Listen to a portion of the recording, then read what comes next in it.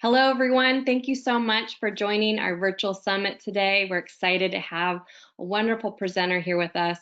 My name is Tyler Wood, and I'm proud to kick off our workshop, which is Taking Learning Completely Online, Tech Setup for Success. I'm the Vice President of Marketing at eDynamic Learning, and with me today is Anthony White, who has years of experience helping provide schools with the best options to be successful utilizing technology. Anthony received his Bachelor's of Art in Spanish Language and Literature and a Master's of Art in Teaching from Southern Oregon University. He has worked in various states, including Oregon, Alaska, and North Carolina, and has taught digital media, computer applications, robotics, and much more. As an education technologist for the Kodiak Island Borough School District, Anthony helped to further advance the district's online distance learning program, facilitate learning intensities, and support the learning achievements of youth in rural areas of Kodiak. Anthony has since returned to Oregon, where he is currently teaching an online Spanish and 3D modeling course and is supporting the development of a virtual learning program that services the students in Marcola School District and beyond. Now, many of you have already provided questions when you registered, so we gave those over to Anthony so he had some idea of what you're looking for. You can also provide questions in the chat window of the GoToWebinar, and I'm going to go ahead and monitor that and be able to give those to him if he has time after his presentation.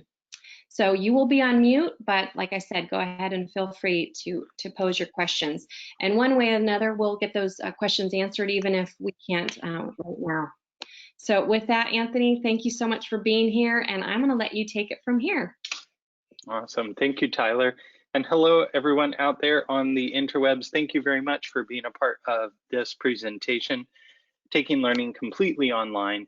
Today, I'm going to be talking about some tech that you can use in your classroom or within your district to help get your curriculum, content, material, and teaching fully online. As you'll see on this front slide, there's two QR codes. You can simply take your phone with your camera and point at the QR codes. I know it works for iPhones. I'm not sure about Android. But you can point at those QR codes. We have one FlipGrid grid where you could post ideas and discussions and video.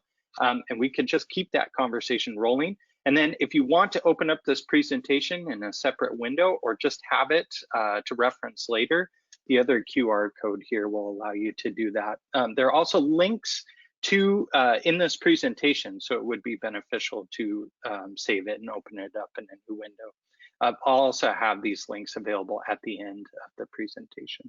All right, so again, my name's Anthony White, 8 years total so far in educational technology, graphic design, computer science, and robotics. As Tyler mentioned, I've worked in Alaska, North Carolina, and Oregon. I love instructional design. It is one of my topics that I just really enjoy focusing on. How do we create online courses that are engaging? Students can navigate through it very easily, and students are able to take as much information possible from that learning experience. Also big into educational technology and how to use technology to help facilitate instruction, facilitate learning, and most importantly for me is how to express yourself creatively with your knowledge. And then as of recent, in the past few months, I've been really getting into AR and VR in education. That's augmented reality and virtual reality in education. And if you want to talk about that later at any time, feel free to contact me. It's something I'm very excited about. All right.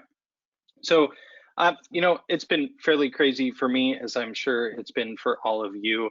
And got 2 children at home, young children, not much sleep. I was trying to think of all the creative analogy for the situation that we're in right now. And this is the one that I wound up coming up with. So, the idea is many teachers and educators before this whole pandemic started were already engaged in online learning. And there were a lot of high flyers out there and people who are really doing a fantastic job with online learning, both in K-12 education and higher education. A lot of resources. And then there are others who just kind of dabbled in and out, kind of like a cat. If you have one, you open the door, the cat's like, well, I don't know. And then the cat goes out, and then the cat just stays by the door and it's like, well, I just want to come back in. And so it's kind of the same. You know, you got 1 foot in, 1 foot out. People who just wanted to dabble a little bit in technology. They don't want to fully go in. Well, guess what? This pandemic has forced all of us as educators to go outside, and we're not sure when we could come back in. Okay, so I'm going to talk about 4 topics here in this presentation, and we're focusing on the essentials of technology for online learning. What are the bare minimum essentials that you need both as a teacher and as a student?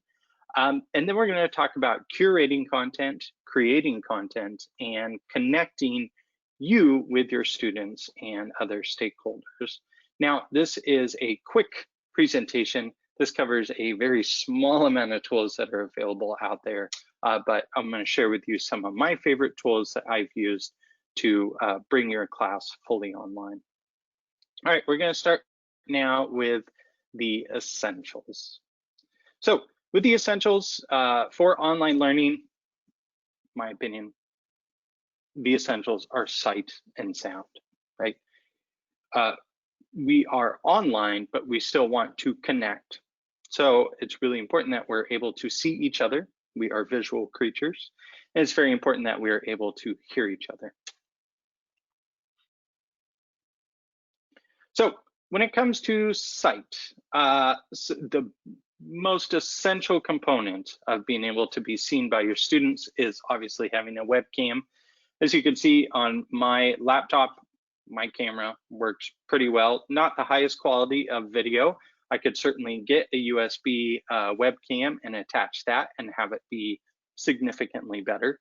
I think the benefit of having a separate webcam too is that you can put your camera elsewhere to get different kind of angles and shots that may be more engaging for your students. The second thing you need is a video conferencing service. Obviously, you need a platform with which to share your video. And another one that I think people tend to forget is lighting. Lighting is incredibly important. And Adrian Fletcher created this blog post that talked about different types of lighting.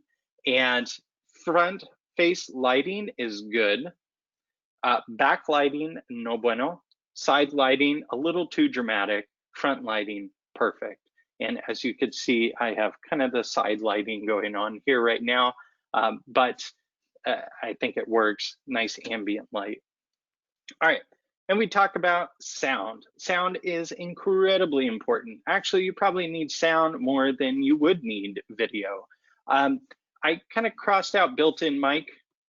You could use a built-in mic for your laptop, for your phone. Honestly, the technology's caught up and it's pretty darn good now, but you're better off with a set of headphones. You're even better off if you have a USB mic like the blue mic that's pictured there. And you are 100% if you can include a lapel mic, but not everyone has access to lapel mics. I could think it would be really cool to have a lapel mic, and then you could stand back and you can give your presentation. You're not tethered directly in front of your computer. So you can create some pretty engaging online lessons with just those 2 things, students being able to see you and students being able to hear you. So I mentioned conferencing options. There are a whole slew of conferencing options out there. The one that you're utilizing right now, GoToMeeting. There's Skype, BlueJeans, Zoom, Google Meet, and tons of other conferencing options out there. So some of the most essential things you want to think about when you're looking at adopting conferencing options are things like security. Is it secure for the students? We want to protect student privacy, and we want to make sure our students are safe. And we heard in the past about Zoom bombing, and Zoom was really quick to fix that problem. And I think all of the other conferencing options are working hard to make sure that students are safe and secure. The other option is ease of access. That's something to really consider. How easy is it for students to access this conference option? I would say, and this is just my opinion and experience, is that a good conferencing option would be one that you can access through a web browser and that you don't necessarily need to download an app to access it. This is really beneficial for Chromebooks and districts that utilize Chromebooks because you can't necessarily install an application. Everything is browser-based. Zoom offers that, Google Meet offers that, GoToMeeting I think does, Skype also offers it, and BlueJeans as well. Recording is a major feature that you really need. I utilize it in my classroom all the time. When we have our class, I automatically set my Zoom meeting to record, and it's really easy to just copy and paste the link in my lesson document for students who miss class, and they can watch it at a later time. So recording is huge.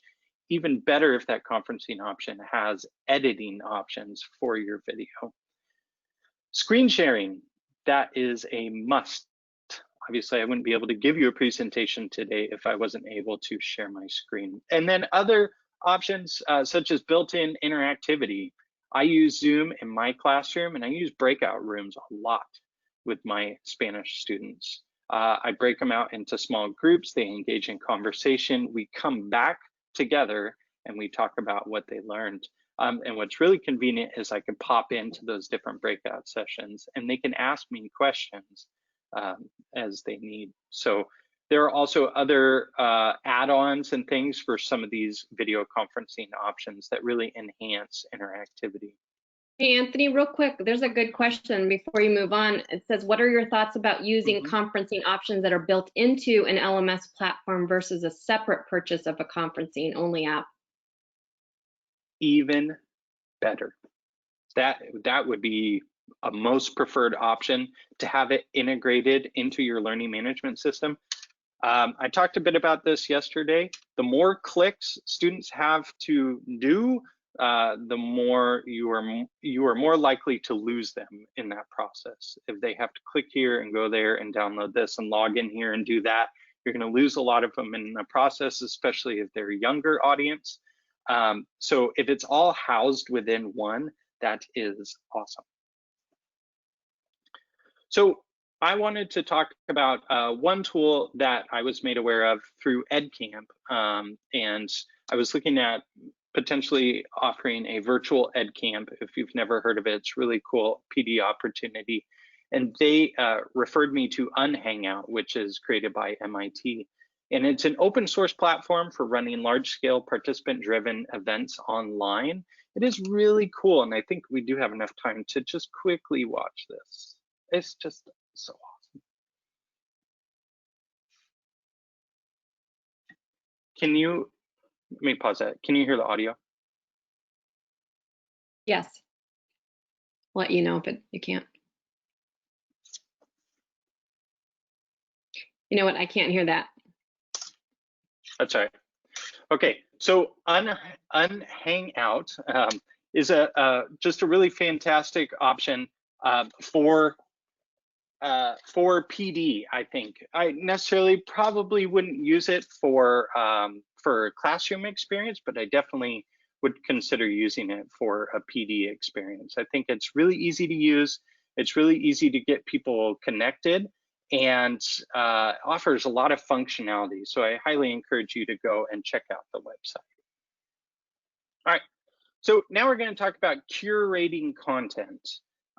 We as teachers are content curators, and students themselves are content curators. They're curating content to demonstrate their understanding. So with curation, how can we collect, organize, and share information and resources with our various stakeholders, whether that be with students or parents, administration or teachers, teachers to parents, parents to students, administrators to parents, all of the above. Some of the key topics of tools that you can use for curation are accessibility, and I kind of mesh these two together. Is the tool accessible? Meaning, is it easy for students to use? You want to try and make it as simple as possible for the students to access and utilize those tools. And then on top of that, equally as important is it accessible to all students? These are students possibly with 504 plans, IEP plans, students who just need a little bit more support. We need to make sure that these tools are accessible to everyone. Are they easy to use? Is there a low barrier of entry? Meaning, again, we refer back to the amount of clicks that a student needs to do in order to access the tool. If it's housed within one learning management system, awesome, because they don't have to click anywhere else. And then the last one that's really important for me, I think, is free and open source content, or rather tools. Open source being really important to me because it's usually community-driven tools. So one tool I wanted to talk about that I thought was really helpful is called Wakelet. I think it's Wakelet. Wakelet is a free tool for you to use that allows you to handpick digital resources for your students and staff. It has collaborative features, so you can share this with other teachers, you can share it with other students, and it integrates with other services such as Microsoft Teams, Google Apps for Education, and FlipGrid. So some ideas or some projects that people have made with Wakelet or curated would be like project-based learning experiences. So they're developing lesson plans within Wakelet. Genius Hour activities, so really pushing the high flyers to extend their knowledge and understanding in more creative ways. People have made newsletters with it and personalized learning menus. It works for professional development and communities, and it's just a very powerful tool. So as you can see in this example here, this is a lesson plan that someone put together. It has your learning objectives. It follows a nice sequential process of what you want the students to do. It is accessible through a link, so you don't need to log in to access it. You could also embed it within your learning management system, and it's just amazing tool. Did I mention it was free? All right. Learning management systems. There are tons of learning management systems out there, and really it's up to you and your district to decide which one's going to best suit your needs. Google Classroom, Schoology, Canvas, Blackboard, Moodle, which is open source and kind of free to use, Edmodo, Agilix Buzz that eDynamics uses for a lot of their content. So which one is the best? Really can't tell you necessarily. It varies from school to school. We're in the process of adopting Schoology for our district because primarily it integrates with our student information system. So all of those pieces connecting together are really helpful. I find Schoology to be really useful, but I currently use Canvas as a free teacher for my students, and it's been really powerful.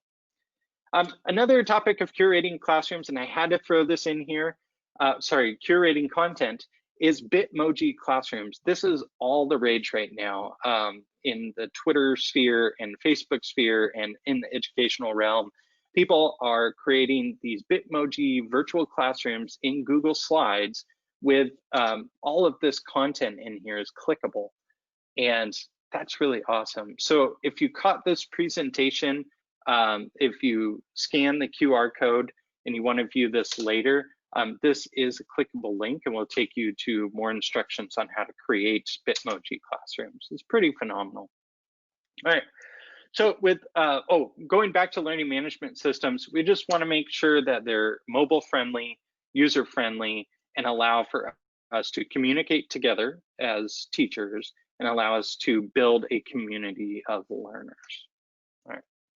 I know we're getting pretty short on time, so we're moving on to create.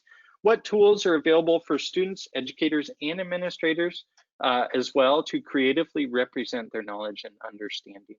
I wanted to show this Google Demo Slam. It's an animation made with Google Docs or Google Slides. Let's see if I can get a quick view of it. 450 slides in an animation. And the reason why I included this is because these tools are more than just, say, a presentation tool. There are very creative applications with those tools. Google Slides is more, as you can see in the Bitmoji classroom, you could see a little bit with that example. Google Slides is much more than just a presentation template. So think about the tools that you have and try and think about how you can creatively use those tools. FlipGrid, if you haven't heard of it, look it up. Try and start using it. It is free. It allows students to reflect, discuss, and showcase what they're learning, making, reading, solving, experiencing, and playing. I included a FlipGrid link at the beginning for you to kind of get a feel of what it looks like and how easy it is to add a video to FlipGrid. You could also record your screen on it now. It is extremely powerful tool. All right, last Anthony, is, yeah. Anthony, can that be integrated with Google? They want to know, FlipGrid. You can, it doesn't necessarily, you can add a FlipGrid link to Google Classroom. So you can, there is a button where you can directly link that to your Google Classroom. But they have the option to just copy a URL. You can embed it in a website. So if you're using something like Canvas, you can embed it within a page. But yes, it does integrate with Google really well. And when you set it up, you can set it up so only students from your domain can access that grid. So you specify, like for mine, at marcola.k12.or.us, anyone with that email address trying to log in can add a video. In fact, we have a talent show coming up very soon where students are submitting their videos to the talent show. And then we're going to have a community vote on some of the best. And then we have some really cool prizes for students, all using FlipGrid. Thanks. What tools do you need to authentically connect with your students, parents, fellow educators, and support staff? I haven't used Seesaw, but I've heard that Seesaw has been a very, very powerful tool. It allows students to compile digital portfolios and allows you to communicate a lot of information with parents. Pretty powerful tool to use. And then we think about professional learning communities. So as far as communication, I think professional learning communities is one of the most important things as we move from here on in.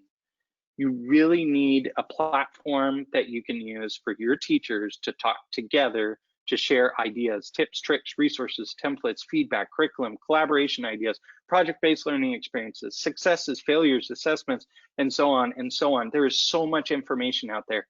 I am overwhelmed. And I use Wakelet to try and curate all of it. Just want to plug that.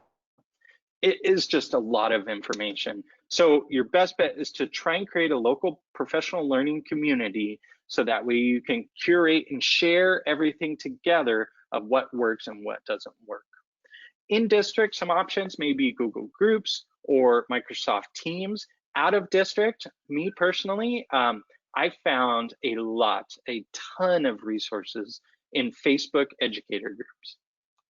Figure that's where it's at, but they are sharing tons of information. So I'm part of Spanish teacher Facebook group, I'm part of digital media Facebook group, I'm part of a 3D modeling teacher Facebook group, technology tools Facebook groups.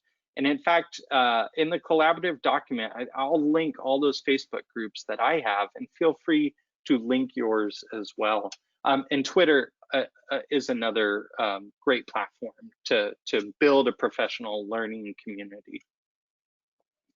Okay, I just want to make this one last plug for essential technology tools. Web-based, in my opinion, is better than an app that a student needs to install and use. That's just me. That's based on my personal opinion and being a one-to-one Chromebook district, okay? If the tool can be accessed through the web, that is a much better option than having to install an application. Now, there are applications that are important. Students are working with Photoshop or something like that. There are web-based options, but if you can use Photoshop, you would install the application. I wanted to say open educational resources can be better than or equal to premium services. I'm talking about curriculum. So the idea in my mind was you're coming into the fall term, you're thinking about building online curriculum, because we don't know what's going to happen. You're tasked with building, say, a week or a month's worth of lessons and activities. If you have access to premium curriculum, like eDynamic Learning is a good option, then awesome, you can use that and adapt it. If you do not, look up OER resources, Creative Commons open education resources. There are millions of resources out there free for you to use and remix. Why reinvent the wheel? All right, lastly, flexibility and creativity are essential. Be flexible, be as creative as you possibly can in this experience. Start small with your students and work your way up from there. Thank you very much. That was so quick. And I'm gonna leave this at the end for you to look at. If you want to copy this code, this will take you to, or scan this code, this will take you to FlipGrid. And there you can post some ideas. You can ask questions. I would be more than happy to answer them, or we as a community can answer them together. Second, we in district have been building a growing list of e-learning tools, so feel free to check that out. Is certainly not fully complete, as we're always constantly adding tools. And then you can post and share your ideas to this Google Doc, and you'll find the link to this Google Doc in the FlipGrid page. That's all for me. Are there any questions I can answer? We're almost out of time. Can you answer this really, really quick? This is a really good question. What is the best tool for communicating to parents and students that provide instant real-time conversations? The best tool, I think Seesaw has been very, very beneficial. Another app that I've heard of, haven't used, but is pretty powerful is Remind.